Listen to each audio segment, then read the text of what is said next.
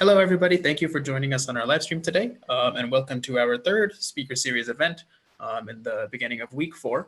Today, we are hearing from Helena Merk, the founder and CEO of Glimpse, and I'll let her introduce herself and her app a little bit later. But if you joined us for our team matching sessions back in weeks 1 and 2, then you will recognize Glimpse as the app that we used for that.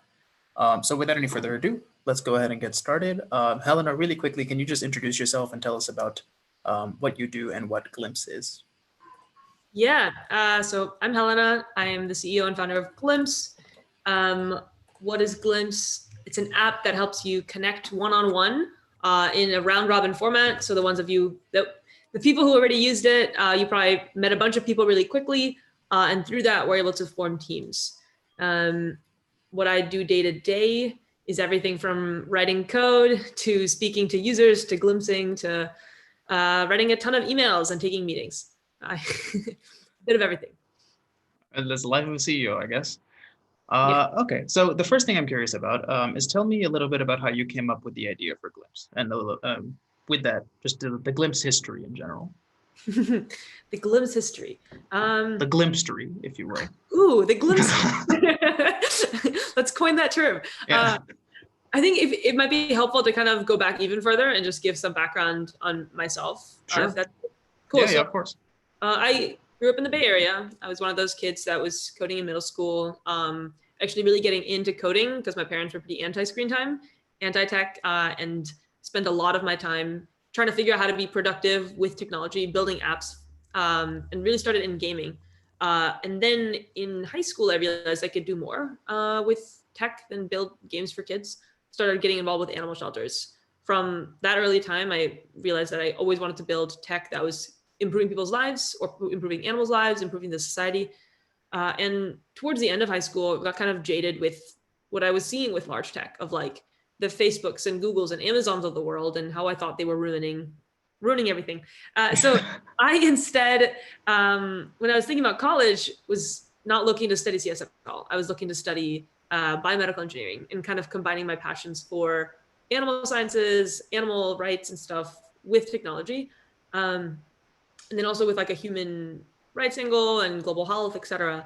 So I thought biomedical engineering would be the thing for me. That didn't last. Turns out engineering is quite slow compared to CS. And I ended up switching into studying global health and CS and kind of building my own major and how do you reduce health inequities at scale with tech. Again, didn't last. You can see the trend of my impatience kind of throughout the story. But yeah, so I quit school halfway through my sophomore year and joined a startup in Mountain View. There I was a software engineer, got to work on some super exciting tech and kind of somehow was able to go to like board meetings at like VCs and do all this random stuff that a software engineer probably shouldn't be doing. But I learned so much and was having a blast. So I went and visited Duke and sat my friend Brian down. And this is kind of where the glimpsery, you could say, starts. So I sat my friend Brian down and I asked him, I was like, Brian, why are you still at Duke? Why aren't we building a company yet? And he just responded to me. He's like, Helena, why are you still at that startup?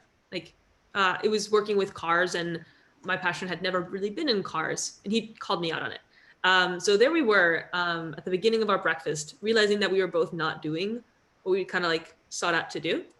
And by the end of that breakfast, we decided to apply to Y Combinator and start a company in something we cared a lot about, which was how do you improve people's lives by building a stronger community and addressing loneliness. And we found that was very tangential to mental health and something we cared a lot about. So our first approach to kind of solving the loneliness epidemic was really completely different from what Glimpse is now. We were helping people meet together offline. And what that looks like is like once a week, you would get a perfect match. We built this whole model around finding you somebody that was perfect for friendship purposes, not for networking, not for dating, but just like have a mind-blowing conversation about, I don't know, how to terraform Mars. And we ran that for a good amount of time. We got into Y Combinator with it.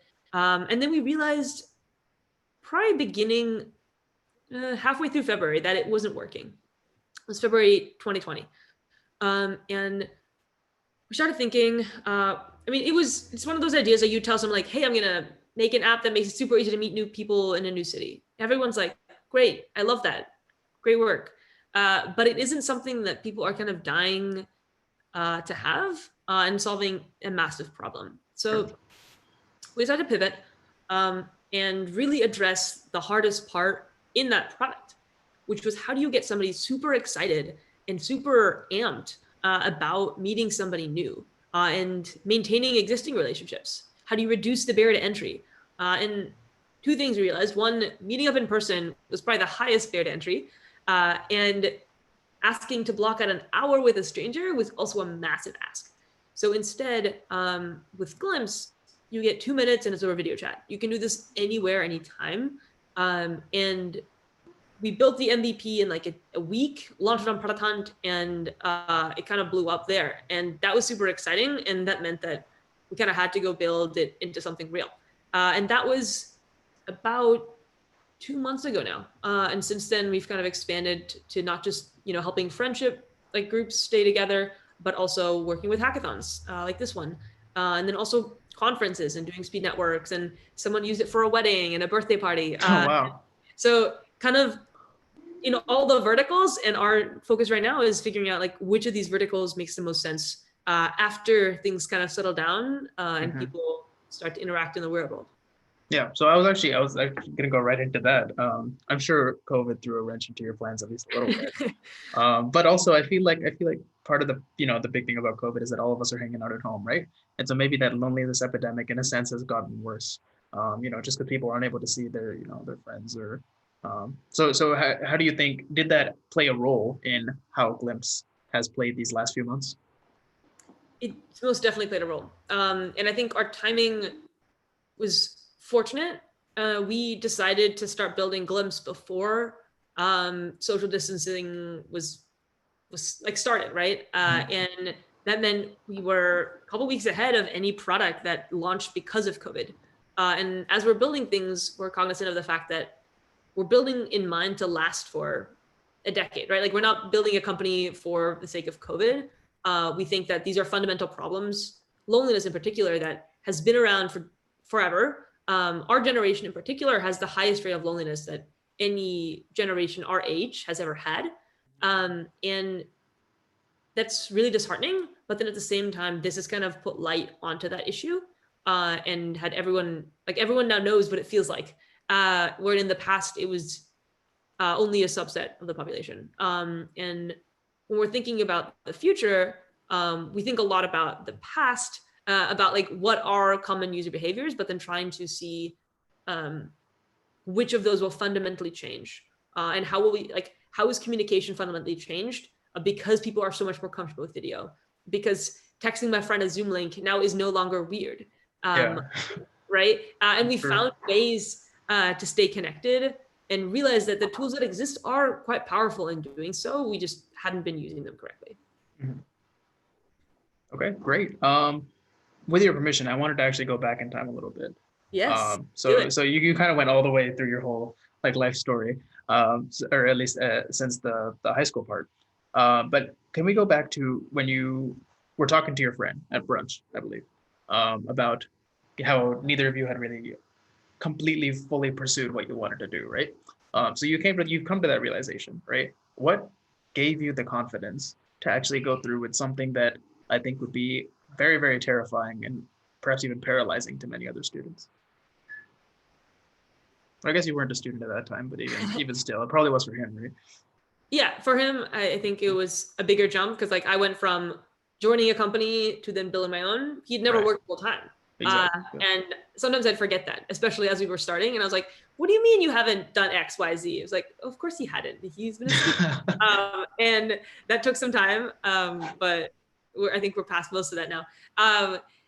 What gave me the confidence? I think this is like a question I get a lot. And I don't have a good answer. I think a couple of things that factor into it. One being personality. I don't tend to get scared of things. And usually when I'm scared, it's just a sign that I'm going to learn the most taking that path. And optimizing for which path is the scariest often just means which path has the most unknowns. And if you're always taking the path that has the most unknowns, you're going to maximize your learning and personal growth. So framing it like that really didn't make it scary. And the same thing with like leaving school in the first place. It's like, that seems more exciting and more scary than staying in school. And just because of that, it makes me more excited about that path. Interesting. So you'd say you were in some sense drawn to the path with more unknowns because you felt like there was more that you could learn from it. Yeah. So I was just having this conversation with my co-founder, Brian. It was just like in school and in structured jobs and a lot of our life, there are less unknowns. Like you do X and you get Y. That doesn't mirror how the real world works. And that's something that a lot of students, like it hits them right in the face as they graduate, because the amount of input or effort you put into your work does not manifest in the same output. There is not always a solution to your problems. You're going to have to struggle. There's no rubric for how to succeed. And we've been coached our entire lives about like, these are the steps you have to do to be successful. Like you take these classes, you graduate, you work at Google, you're successful. And we're kind of framed to think this way. So anything beyond that makes us feel scared that we're not going to be successful. We're venturing out into the unknown. Exactly. And I've always thought that kind of like a perplexing way of looking at life, rather than say questioning every single decision people just kind of do. And kind of, they're like sheep essentially. Okay, interesting. Yeah, I mean, Hot take. yeah, sure. But I mean, I feel like your choices mostly have been a hot take, right? I think it's very in character. Yeah, awesome. Another question while I'm thinking about just sort of follow-ups I want to ask about that. I thought about this question earlier. For our viewers who don't know, could you explain what Y Combinator is? You mentioned you'd gone through Y Combinator earlier. Yes, sorry about that. Y Combinator is an accelerator in the Bay Area. Companies like Airbnb have gone through it. It's about a 3-month program, and at the end of it, you pitch to a room of investors, which is a lot of fun. And the entire 3 months is like a pretty intensive boot camp where I don't think most people are sleeping or eating or exercising, just kind of working on their companies, usually very early stage. Okay, all right. So you got all the way through it. You went to the investors, and then did they agree to invest? Yes, so we raised some money, which is exciting, and it was kind of crazy. We were the first ever Y Combinator batch to pitch remotely because COVID had just hit. So rather than a room of investors had a lot of slides to look through. So we must be less interesting, but I'm sure they understood. Yeah. I hope so. I mean, we got people to like ask for a follow-up, so that was great. Okay. And that was kind of crazy. It feels like forever ago, but yeah, we ended up raising while the economy was crashing, which I don't recommend anybody to do. If you are starting a company, wait. you can wait to raise money until the economy goes up a bit. Yeah. Okay, great. I actually remember the question I was going to ask in relation to your earlier points. So going back to the stuff about your friend and about possibly making the choice to leave school, the scarier path. Is there anything that you wish you had known when you first began taking that path that you have now discovered?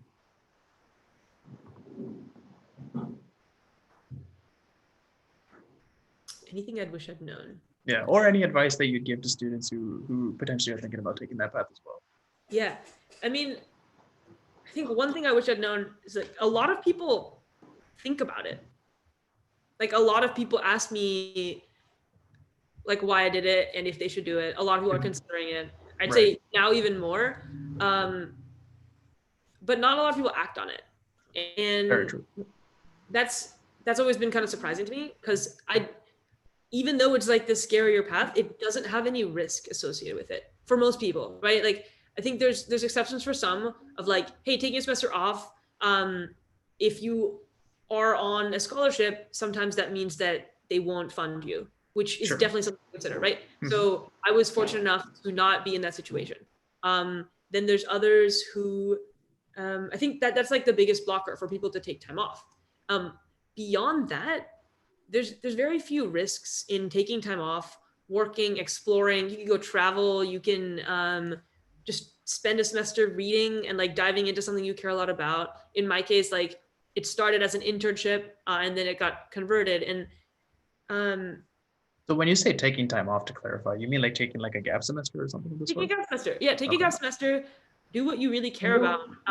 Explore that passion for skydiving. I don't know, and like, Yeah. and uh, and take the path that's not as common. Right. And you're gonna learn about yourself and about other things so much more. And I think maybe it all comes to like people are scared of missing out and FOMO. And you can't get FOMO if you are fully in the moment with what you're doing. Right. Right. Like I took time off to work at a startup. Like I wasn't feeling like I was missing out on college because I was loving every day of what I was doing. Mhm. And if there's something that you're super excited for, you're not going to regret it. Just go for it. You can't have FOMO Just go because back. otherwise, if you had gone to the other thing, then you would have FOMO from not doing the thing you're doing right now. I see what you're saying.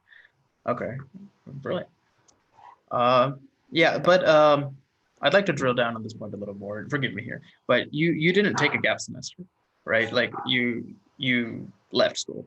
So I think, I mean, I feel like most students perceive that there's a bit more risk associated with that versus that, having the safety of the fact that they can return to school the following fall or spring, whatever it is.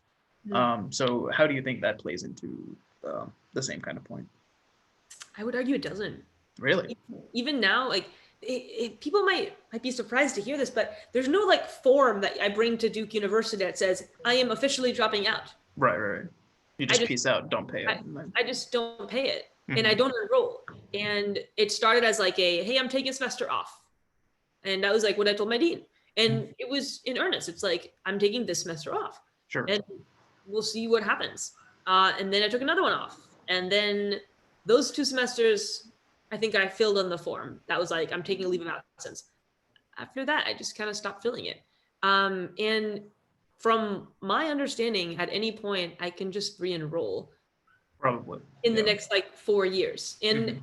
that would be different if I wasn't in good academic standing or if I had like not misdemeanors, whatever, like citations or been a bad Sure. kid. Yeah. But like I was in good standing everywhere and I had good grades and like I could at any point just go back. And that definitely also made the transition easier. Because like even now I could say like, hey, maybe I wouldn't want to join in the fall. But even if I wanted to go back in the spring, I could just say, hey, Duke, like, like I learned a lot the past, 2.5, 3 years. Take me back. I don't think I would ever want to, but it's on the table and that's Right. like a comfort blanket. Okay. Yeah. I mean, sounds like it. I think many students would probably feel comforted by the fact that at least there's like sort of some sort of backup plan. Right? I think probably the most scary part about maybe going and doing a startup, at least in my mind, I haven't thought about it, to be totally fair. I haven't, come up with an idea or anything, but what would probably be most scary to me is just not having anything to fall back on, right? So thinking, if the company fails, then I'm lying down on the street and dying, right? Which may not necessarily be the case. So that's definitely something to consider. Um, okay, let's shift topics here to something a little more happy. So tell me about what do you think is the best part about being a founder and CEO of your own company at the stage that yours currently is at? The best part, so many things. I mean, I just love my day to day. I mean, some days are definitely draining, but I'd say for the most part, it's just I'm finally in the type of space where I can just be creative all the time. Like I have a crazy idea and I can go build it, and that is what this time is for. Nobody's telling me what their vision is to go build. I can create that. I can ideate and plan. I can spend all day like putting post-its on a wall, and that would be productive. And those are things that had for me always been what I do with my nights and weekends. I would like have my full-time job, and then nights and weekends go hack on things and build Right. new things. And now that I'm doing that full time, so that I think is something I Just wanted to being do. able to do what you love throughout the day instead of having to save it for nights and weekends. Yeah. Okay, great. And I see a lot of post-it notes on your wall back there. Related question. So can you tell me a little bit about your day in general, right? And I understand it might be very, very, very different, from day to day. But like, what if you could pick a standard day to represent your life as CEO of Glimpse, right? What would it be? Oh boy. A standard day. I mean, I might have to pull up my calendar for this. I'll Sure. just walk through. We'll take like an example day. I'm sure it's different now because of COVID. But do I your mean, best. you'd be surprised. So during Y Combinator, which was the incubator, we pretty much operated the exact same way. I would Really? just get up and work all day and then sleep. I wouldn't go Okay. out. I was socially distancing already just by being so this kind of just leveled the playing field for us. Right. So okay, a typical day. Usually do one-on-ones with a team member or an intern. Probably like one a day. I'll also do daily syncs, like dev meetings in the afternoons, where we just kind of make sure we're all on the same page on everything. Biggest thing there is making sure that there's no blockers, that I'm not holding up someone else's code or development.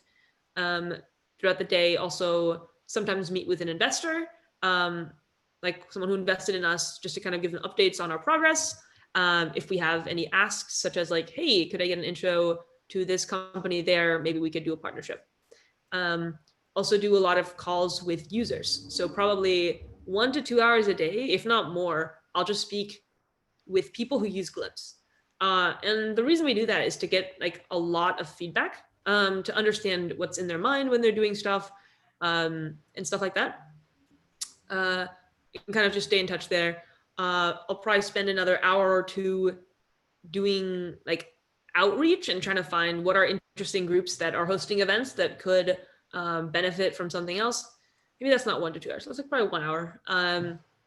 Probably an hour here or there writing stuff. We try to keep like an active medium to just have content so people can find us easily. And then at some point during the day, I code. I think I'm going to run out of hours pretty soon. But I was counting. I was like, that's already like 10 or something, right? Maybe I should have gone in a chronological order. So I get up early, probably around like 6 or 7, work all day. And for any meeting that I can, I usually walk outside and take it by phone just to get some like movement in. And then I'll probably start working around. Yeah. And then I'll probably start working on like 8 or 9. 8 or 9 in the morning? What? No, unthinkable. I don't work 24 hours. Unthinkable. I would start around like 8 and I end around 8 or 9 p.m. Okay. Wow. All right. That's pretty crazy.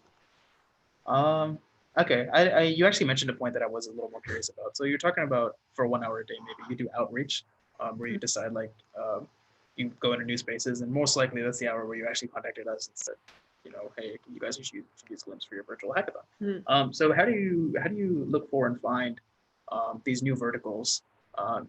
So not how do you find more hackathons, right? But how do you find more spaces like the hackathon space that you think might be a good fit for Glimpse? It's a great question. So a lot of it is just kind of going through my own network, seeing. So it's kind of ironic. So I'll preface my answer with, I'm not a big user of social media. Like I really don't like Facebook. I'm not a huge fan of Instagram, etc. I think they kind of detract from meaningful relationships rather than add, because it's all about likes and shares and reach rather than depth. Right. And I'm building a social network, so that's the irony. So a lot of finding interesting verticals is being in touch with like what is Gen Z and like what are people doing to stay connected. What's trending nowadays? What's trending with the kids? Yeah. But like it's everything from like going through meme groups and seeing how people are using Zoom in interesting ways, to looking at LinkedIn to seeing if people are doing like networking online. So just like being really aware with what's happening. Okay. Yeah. So you say social media is definitely your biggest sort of source. Yeah. Okay. Great. All right. I think I only have one question left. So I guess we've gone kind of in chronological order. So can you speak a little bit about what do you think the future of Glimpse looks like, in an ideal sense, and then also maybe in a more practical one? Practical. Yeah. So what's your perfect vision for Glimpse, right? And then what's your like safety school version of Glimpse? I don't have a safety. No. Okay. All right. Good. I like the way you think. Ideal version. building. So right now, Glimpse is an app. It's more of a product, building a platform where people can tap into to build their own networks in a completely like redefined manner. Like I was saying with like other social networks, they're all about is like how broad can you get, how much reach, and we wanna like kind of redefine that. Like how much depth can you get? How can you understand what are the strongest relationships and augment those, help you kind of facilitate and foster your existing relationships, and building an entire suite of tools around that, and making people feel like when they're spending time on these things, it's a productive use of their time. I'm sure you felt this when like, I don't know, you spend an hour scrolling through Instagram or Facebook and you're like, shoot, I just wasted an hour. Yeah, definitely. It really shouldn't feel like that, right? Like you are getting more connected to your friends is what they claim, but it's not. And that itself just says that there's something wrong. Sure. And we want to kind of lead the change in that space. Is like, it's the vision. So yeah, I mean, I guess probably the reason it feels that way, maybe, is that it feels like, I don't know, I'm just kind of looking at the shit my friends posted like 5 weeks ago, right? Not really catching up with how they're doing or feeling right now. So do you think maybe, do you envision that's kind of like your sort of part of your unique selling proposition of Glimpse, the fact that you can feel more connected with them because it's actually a live sort of thing? Yeah, so there's a whole like book. I can write about like my thoughts on like synchronous versus asynchronous communication. Okay. So synchronous being video chat, right? Right. Right now, I'm gonna feel more connected than if we're exchanging messages. And then asynchronous, which is anything where you're posting streams of information. The challenge with synchronous, you're always gonna feel more connected, but it's hard. Like getting two people on at the same time usually takes planning. Yeah. So our plan with Glimpse is how do we reduce the barrier to entry with that planning? Can we do 2 minutes, right? Then it's not a commitment. I don't have to schedule a call. I just do it. Because I know that they only have to give up 2 minutes. Like, of course they're going to do that. They're my friend. So yes, our goal is to make it deeper through synchronous communication. But we are recognizing that you can't just do synchronous. If you're solely doing synchronous, you're not going to have enough mass of people on at the same time, which is, I'm sure you're familiar with House Party. House Party before COVID was pretty much gone. Nobody used it. It had these like, if you look at their graph, it's pretty fun. These spikes at the beginning of every freshman semester of college, because people wanted to stay connected with the people back home. Yeah. The moment they started going to real parties, college like Forget about it, right? No need to go onto a house party, and that's unfortunate because, like people are realizing now during COVID, like it's a lot of fun. It's a great way of staying engaged. But during the real world, people don't have all of that free time to just kind of hang in this like room. They want to interact with their friends in the world, which I do too. Like, I don't want you spending hours and hours and hours on Glimpse. Like, I want you engaging in the real world, except right now that's impossible. Right. So we want to build synchronous things, and but more so products that facilitate synchronous things and facilitate real world interactions. Great. And to follow up on that, actually, and this will be my last question, I promise. So I think when I envision like the future Glimpse, right? Or maybe envision what you're envisioning. I think of like myself, and I just pull up Glimpse on my phone, and I'm like, cool, I'm going to join a room or something today, and I'm going to talk to somebody who's maybe interested in, so-and-so interest that I have, right? So are you planning on making it so that Glimpse has rooms for, I guess the best analogy I can think of right now is kind of like Facebook groups. Like they have Facebook groups for certain interests or for certain, maybe even just for memes, right? But they have Facebook groups for people who are interested in a certain thing. So are you planning on having Glimpse rooms like that and making those sort of like publicly available for people to just pop into? Yeah. So this is, okay. I thought when you had asked that question, you meant like 10-year vision. This is more in like our immediate future. Yeah. Mm-hmm. So ways for you to kind of explore with other communities. Currently, we have some really active ones that are being built by people themselves. So really? There's, let's say, I don't know, this Facebook one that's really popular, the Ant community. Have you heard of that one? So look it up after this talk. Everyone who's listening, go look it up. It's like the Facebook group where we all pretend to be ants in an ant colony is the name of the group. Perfect. Awesome. It's pretty popular.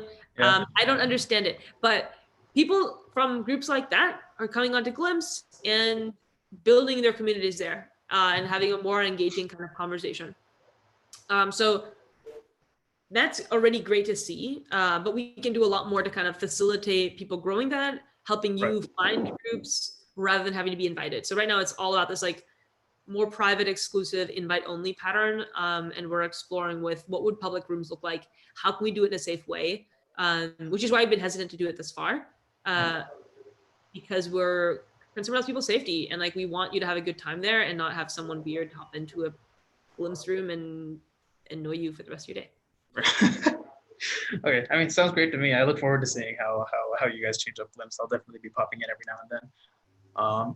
So I think that's all the questions that I have for you. Before we get into the viewers' questions, is there anything else that you wanted to add that I might have missed out on in the talk? I think you touched on all the points. Cool, you did a good job. Yeah. All right, perfect. So Dee, do we have any questions from the stream? Yeah, so we had a question earlier that was, I'll just read it to you. A common theme that I've seen among entrepreneurs is an emphasis on real-world experience instead of book knowledge. What is your perspective between the two? Read the question again. A common theme that I've seen among entrepreneurs is an emphasis on real-world experience instead of book knowledge. What is your perspective between the two? Great question. So definitely in the real world experience camp, I think it's so much more valuable. There's a limit to what book knowledge can get you. And I think in the past, it was probably more valuable. Today, if there's anything I don't know how to do, I look it up. The internet has the answers. And I think I have a lot of hot takes also on just the education system in general. As someone who dropped out, I probably should already have those. But so this idea of like schools still being structured in a way as if we didn't have the internet, and as if it's still about absorbing knowledge rather than learning how to think. And like once you learn how to think, so this isn't necessarily like real world knowledge. It's more like, how do you think? How do you problem solve? How do you work as a team? Which is what school should be teaching you. Except instead it's making you memorize spelling words. And yes, in college, not spelling words, but chemistry. But this idea that like we're going to school to learn and to like open our minds is often like not hitting the mark, if that makes sense. And I think by leaving this like very structured learning environment, I was able to learn so much faster and so much more and dive into the things that I actually cared about. I see. We also had a follow-up question to that, and I think you hit on it a little bit, but maybe you can go more in depth into it. It's, do you think that this current mode of top-down education will be outmoded in the future? Interesting. I don't know if the top-down education, I mean, top-down being like an instructor instructing you, these are things to learn. I mean, to some extent, yes. You'll have like modules of like, this is like this subject area, but I think it'll be, okay, here's an analogy. So, you know, the choose your own adventure books, where at the end of every page, you're like, okay, I want to go there. Imagine that for school, rather than this is your book, page after page, you have a choose your own adventure type model, where kids maybe need a bit more structure because you don't know what you don't know. And that's very true. So there's some kind of structure in like, hey, like explore this thing. And then based on what piques your interest, go further that direction, allowing you to kind of geek out on things, rather than this like formalized, these are all the things you have to learn this semester. That's interesting. Yeah. It reminds me of like a sort of create your own major idea, which you mentioned earlier. But just like, I don't know, like UT is one of those schools where you pick your major going in, at least for computer science. And then you kind of take those same classes for the entire 4 years. So that's been my experience, right? But I feel like it would be interesting definitely to go to a school where you're allowed to basically just take whatever the hell you want. And at the end, you can figure out, okay, this is what I'm going to call that major. I don't know if there's a school like that exists. It's definitely interesting. Mhm. We had another question. A lot of companies want the degree, title, and paper in order to consider you.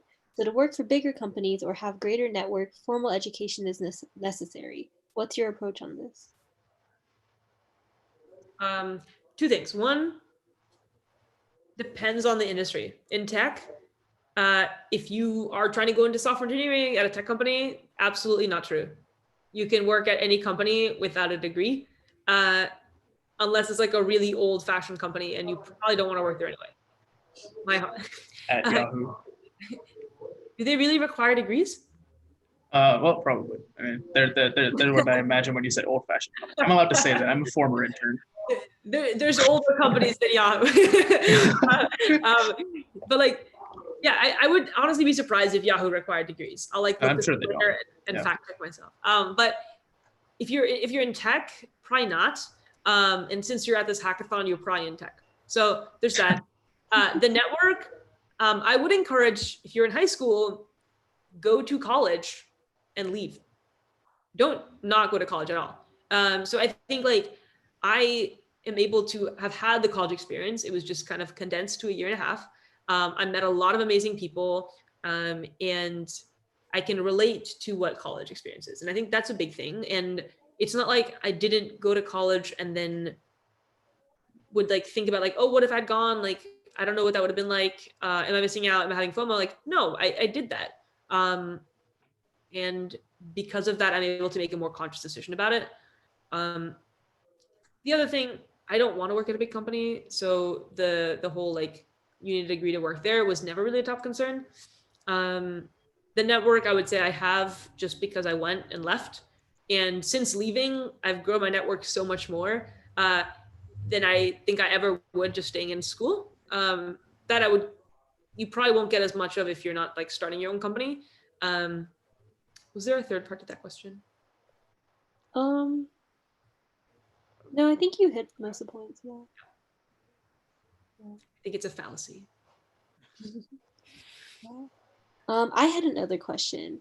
You mentioned at the beginning that like you wanted to do some work that like helped like people or like animals. You like mentioned like animals in particular.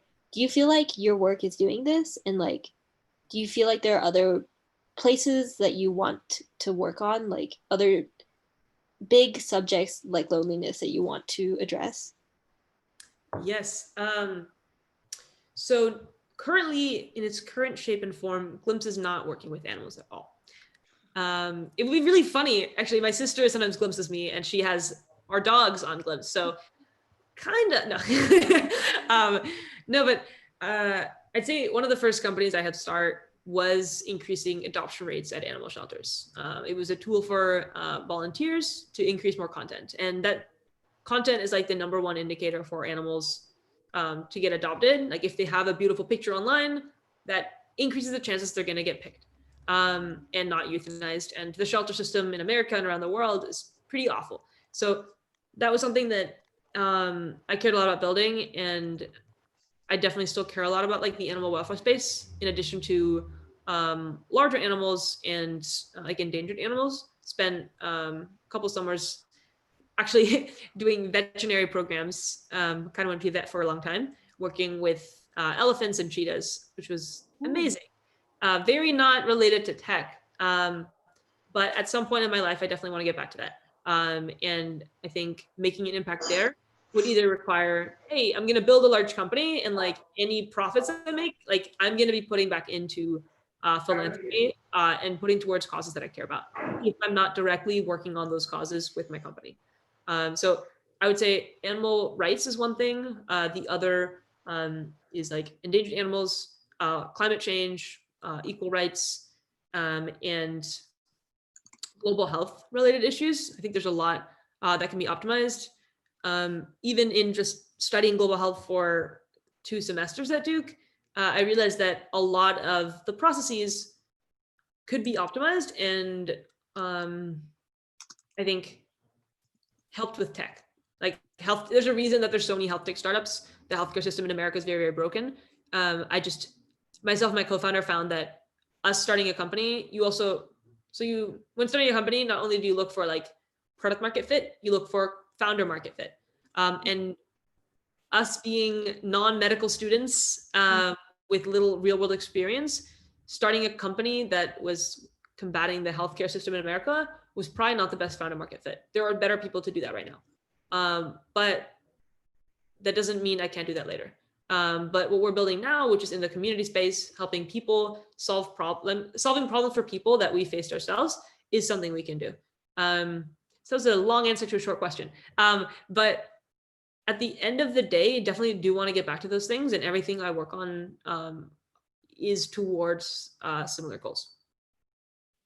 Yeah, that makes a lot of sense. Yeah. Fantastic. We will wait probably just 1 or 2 more minutes in case anyone has a live question, and then we can call it a night. Oh, yes, please fill out the form in the live chat if you're currently watching. Helps us take attendance, and also you're eligible to win a gift card at the end of the event. Hooray.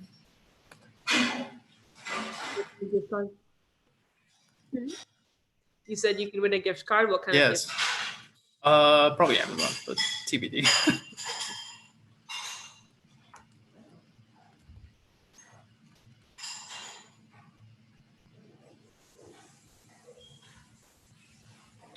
All right, I think that's probably all the questions. All right, sounds good. Well, thank you so much for joining us, Helena. If you are currently watching, please feel free to Slack us any questions. We will happily forward them to Helena for you. And then, as always, this video will be available on YouTube very, very soon. So thank you all for coming, and have a good night. 1, 2, 3.